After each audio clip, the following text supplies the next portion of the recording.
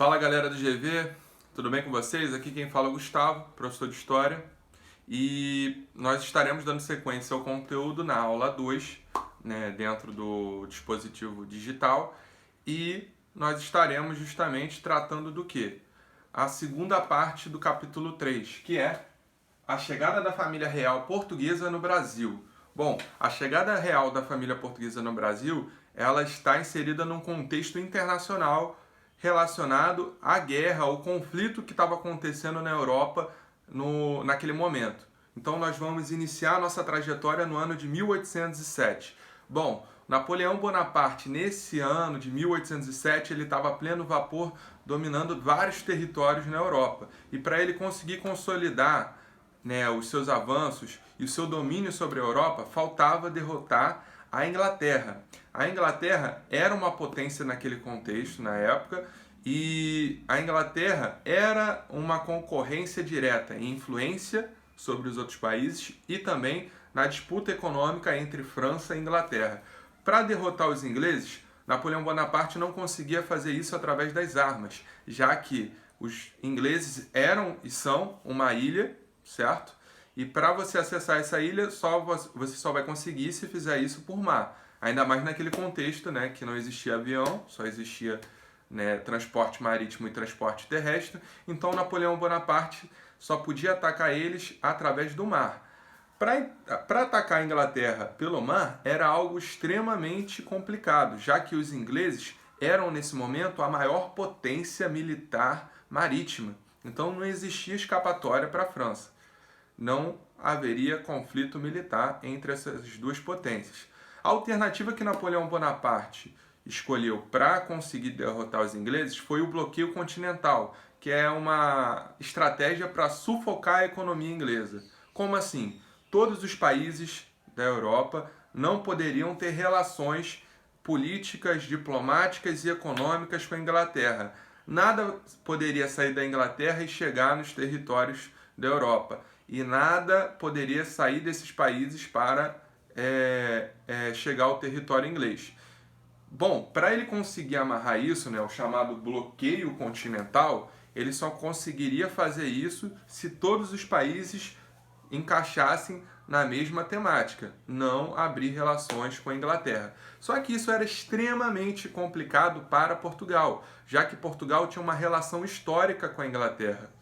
E dentro dessa relação histórica com a Inglaterra, se os portugueses cortassem suas relações com os ingleses, provavelmente os ingleses iriam também ficar chateados com os portugueses, poderiam agir de uma maneira mais agressiva com Portugal. Então, dentro desse contexto, a França pressionou Portugal, né, o príncipe regente Dom João VI, a tomar uma postura de bloquear a Inglaterra, e a Inglaterra, por sua vez, se fosse bloqueada por Portugal também, provavelmente iria atacar os portugueses. Então, o Dom João VI ele fica num grande dilema, ele fica entre a cruz e a espada. E a sacada de Dom João VI vai ser de extrema sagacidade, o que, de certa forma, contrapõe algumas imagens que as pessoas fazem do Dom João VI, né, de que foi um cara covarde. Muito pelo contrário, ele foi um cara sagaz, né, um cara muito esperto que conseguiu, né, através de um plano, sair, né, do rastro da bala da França e ainda conseguiu, de certa forma, manter a sua aliança com a Inglaterra. Qual foi a sacada dele? Bom, ele não entrou no bloqueio continental, né, estipulado pelos franceses, e ele vai, pelo contrário, estabelecer contato com a Inglaterra, mas esse contato vai funcionar de que forma? Olha, a gente precisa de uma escolta. A gente vai continuar alinhado aos tratados que nós temos com vocês, ingleses, porém nós precisamos da proteção de vocês para o nosso plano. Qual era o plano dos portugueses? Um deslocamento da sede de poder de Portugal para a sua principal colônia, que era o Brasil. Isso era extremamente sagaz da parte de Dom João VI. Por quê? Ele iria sair do rastro de ataque dos franceses e ainda por cima iria de quebra administrar o local onde estava fornecendo mais riquezas para o Império Português. Então a sacada dele foi essa. Deslocou, em pouco tempo ele arquitetou o deslocamento da família real, dos órgãos públicos de Portugal, para eles, né, governarem o Império Português do Brasil, ou seja, eles iriam deslocar a sede do poder de Lisboa para o Brasil. Bom, dentro disso, quem vai fazer a defesa dos portugueses vão ser os ingleses. Então, embarcações inglesas vão estar acompanhando a chegada da família real no Brasil, certo? Então, eles conseguem manter essa aliança e, ainda por cima, conseguem sair do rastro da bala dos franceses.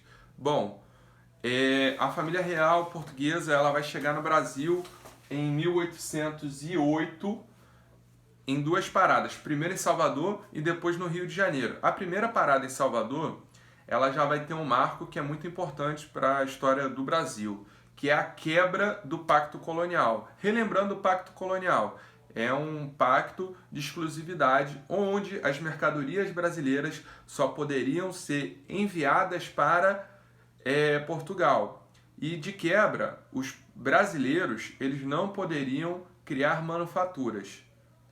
Então era um pacto que, de certa forma, segurava o desenvolvimento da economia brasileira. E a partir do momento que o Dom João VI assina um tratado dizendo que agora os portos brasileiros estariam abertos para as nações amigas, isso seria uma verdadeira revolução na economia brasileira, que ganharia novos personagens, novos mecanismos. Bom, dentro disso, então, em Salvador ele abre os portos para as nações amigas. Um detalhe é que a nação mais amiga de Portugal estava já ali presente através, né, dos militares ingleses que estavam escoltando a família real. Prestem atenção nisso. Bom, então eles assinam o tratado, né, de abertura dos portos para as nações amigas, ou seja, Portugal e outras nações que fossem Inglaterra e outras nações que fossem aliadas a Portugal, e, né, ficaria, né, essa possibilidade deles criarem manufaturas dentro do Brasil. Bom, depois deles ficarem um tempo em Salvador e depois do Dom João VI ter assinado o Tratado de Abertura dos Portos, ele vai seguir viagem para o Rio de Janeiro. E o Rio de Janeiro vai ser a nova sede de poder da família real no Brasil. Lá eles vão estabelecer, né, o Rio de Janeiro como capital do Império. O Rio de Janeiro já era a capital da colônia brasileira, porém ele não tinha uma estrutura para conseguir dar conta de todas as pessoas que estavam chegando junto com a família real portuguesa. Era muita gente, eram várias embarcações, milhares de pessoas, e isso obviamente ia causar um certo caos na cidade do Rio de Janeiro. Bom, dentro disso, a família real portuguesa chega com malicuia, um monte de gente, e o pessoal do Rio de Janeiro vai, de certa forma, ter alguns problemas com isso. O principal problema, logo de cara, vai ser a questão da sigla PR. A família real portuguesa vai estabelecer, né, que os seus convidados, as pessoas que vieram juntas com a família real portuguesa, deveriam ter um local para dormir.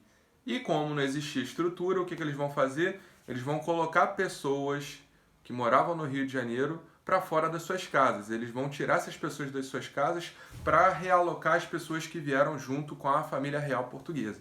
Então percebam o tamanho do caos que está sendo estabelecido aí nesse primeiro momento. Essa sigla PR, que vai ser colocada na porta dessas pessoas que moravam no Rio de Janeiro, ela vai ter alguns significados, vão ter algumas interpretações a respeito dessa sigla.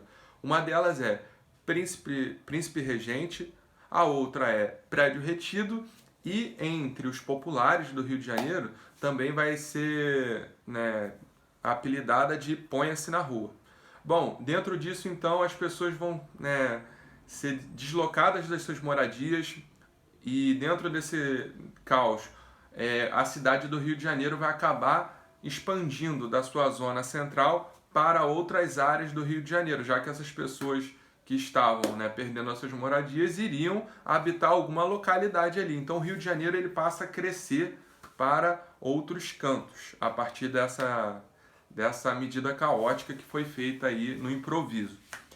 Bom, além disso, a cidade do Rio de Janeiro, né, nos próximos anos, ela vai, né, conhecer um crescimento em outras áreas, né? Era a sede de um império, então a coroa portuguesa vai estabelecer a criação de teatro, vai criar a polícia militar, vai criar a Biblioteca Nacional, jardins, né, como o próprio Jardim Botânico mais à frente. Então a cidade do Rio de Janeiro ela vai ganhar muitos prédios novos, vai ganhar muitos funcionários novos, instituições novas, como é o caso da Polícia Militar. Então a cidade do Rio de Janeiro, a partir da chegada da família real, ela passa por uma verdadeira revolução urbanística. Bom, mais à frente, em 1810, nós temos o Tratado da Aliança e Amizade. Esse Tratado de Aliança e Amizade, ele vai mudar muita coisa que foi feita no Tratado de Abertura dos Portos em 1808 em Salvador. O que vai acontecer no Tratado da Aliança e Amizade? Hoje, o Dom João VI vai fazer um acordo com a Inglaterra, onde vai beneficiar os interesses da Inglaterra. Mas por que ele vai fazer isso? Bom, a Inglaterra foi muito solidária, né, em fazer a escolta dos portugueses para o Brasil. Isso teria consequências, obviamente. A Inglaterra vai cobrar uma postura da coroa portuguesa estabelecida aqui no Brasil. E aí, esse território aí, o que você vai dar de vantagem para a gente? E no Tratado de Aliança e Amizade, as vantagens concedidas à Inglaterra é que os impostos sobre as mercadorias que vinham de fora seriam menores para as mercadorias inglesas. Isso, inclusive, até os produtos que vinham de Portugal tinham taxas maiores do que as taxas cobradas sobre os produtos ingleses. Obviamente, se as taxas dos produtos ingleses eram menores, as taxas alfandegárias, as taxas de proteção eram menores para os produtos ingleses teriam mais circulação do que o produto que viesse de outros lugares. Então não foi proibido o comércio brasileiro com outros países, mas acabou beneficiando, os produtos ingleses. E não para por aí. O Tratado da Aliança e Amizade também vai estabelecer a possibilidade das tropas inglesas, dos militares ingleses, terem passe livre para circular pelo território brasileiro. Então, prestem atenção o quanto a Inglaterra está se beneficiando nesse momento. Bom, evoluindo mais um passo, em 1815 nós temos um momento importantíssimo dentro da história do Brasil, que é a elevação do Brasil a Reino Unido, a Portugal e Algarves. Bom, mas por que isso acontece? Em 1815, a parada já tinha mudado lá na Europa. O Napoleão Bonaparte tinha acabado de cair após tentar atacar a Rússia e vai ser feito o Congresso de Viena, que nós estudamos no capítulo anterior. E nesse Congresso de Viena, o Brasil vai estar enviando representantes, para fazer parte desse Congresso de Viena. E após enviar esses representantes, o Dom João VI ele vai assinar um tratado dizendo que o Brasil era um Reino Unido a Portugal e Algarves, que era outro território que pertencia a Portugal até aquele exato momento. Então, dentro desse contexto, o Brasil sai do status de colônia e se torna um país unido a Portugal. Então, o Brasil, ele agora tinha autonomia, uma certa autonomia, mas ainda não era independente de Portugal. Era uma coisa só com Portugal. Então preste atenção que o Brasil, nesse momento, ele já deixou de ser colônia, só não deixou de ser dependente de Portugal, já que a coroa portuguesa estava estabelecida no Brasil e eram as pessoas que davam as cartas sobre o Brasil. Beleza, galera? Vamos lá. Bom, em 1816, nós temos a compra da Cisplatina. O que é a Cisplatina? A Cisplatina é a região do atual Uruguai. Esse território ele era muito importante na questão comercial aqui na América do Sul, já que ele estava próximo da bacia do Rio da Plata, que era um local com uma população bastante grandiosa e muitas riquezas, muito comércio. Então, tanto a Inglaterra quanto Portugal se interessavam em ter territórios próximos a essa localidade. E por isso a Inglaterra incentiva Portugal, de certa forma, e o Dom João VI, chefe do Reino Unido de Portugal, Portugal, Brasil e Algarves, vai comprar esse território e anexar esse território ao território brasileiro. Bom, isso deve ser bastante lembrado, nas próximas aulas, já que a cisplatina vai gerar um probleminha mais à frente. Bom, para fechar essa primeira parte da nossa aula, nós vamos chegar agora à Revolução Pernambucana. Obviamente, como o nome já diz, ela acontece em Pernambuco. Bom, a Revolução Pernambucana, ela tem como característica o envolvimento de padres e comerciantes latifundiários daquela região. Bom, o motivo da Revolução Pernambucana passa pela questão dos impostos.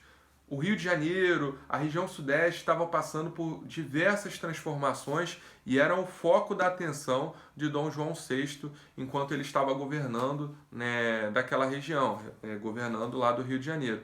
Então todas as mudanças, todas as reformas, todas as melhorias vão ser feitas lá. E essas melhorias, obviamente, têm um custo. E o custo vai ser o quê? O aumento de impostos. Então foram aumentados os impostos para todo o território brasileiro. Só que na hora do bem bom, o que acontecia era que o Dom João VI só beneficiava a região sudeste. Moral da história, todas aquelas ideias de liberdade, de república, vão começar a brotar na cabeça das pessoas lá de Pernambuco, lá da região nordeste. Por quê?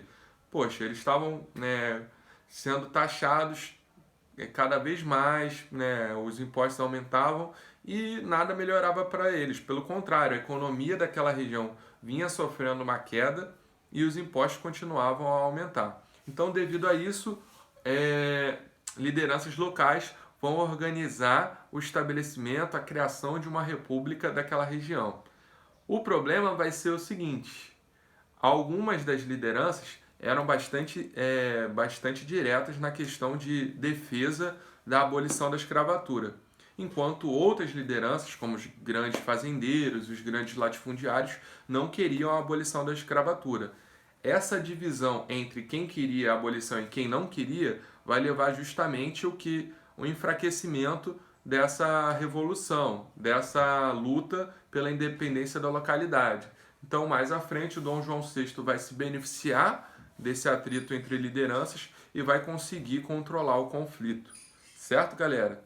Então, espero que vocês tenham entendido esses primeiros pontos e nós vamos mais adiante trabalhar a segunda parte dessa aula.